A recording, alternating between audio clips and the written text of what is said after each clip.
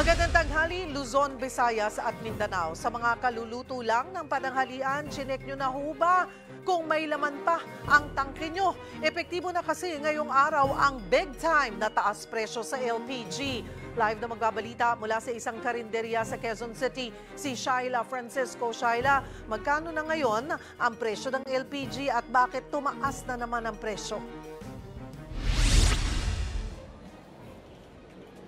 Cheryl, nasa 5 pesos and 50 centavos hanggang 6 pesos at 64 centavos yung taas presyo sa kada kilo ng LPG. Simula yan ngayong araw, pero alam naman natin sa mga karinderya at maging sa mga bahay, mga tangke na 11 kilograms yung karaniwang ginagamit.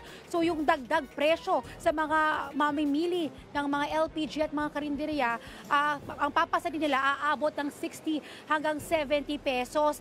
Kaya wag na magulat kung may mga ilang LPG na aabot na ng 1,000 pesos yung bibilhin nila, no? Sa dahilan kung bakit mataas or tumaas yung presyo ng LPG ngayong Setyembre, tumaas kasi yung demand sa ibang bansa dahil marami nang nag-iimbak para sa winter season.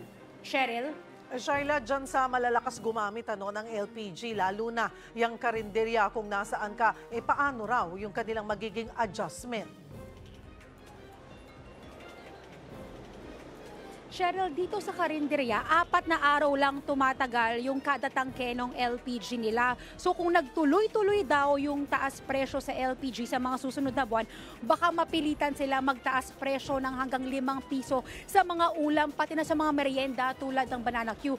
Sa ngayon yung ginagawa nila, yung mga ibang mga niluluto nila tulad ng munggo, binababad na lang nila sa tubig lang magdamag imbis na gumamit o pakuluan sa LPG para makatipid din doon sa ginagamit nilang tangke. Ngayon, ang pinakamabigat daw talaga yung mga karne tsaka yung mga na niluluto nila.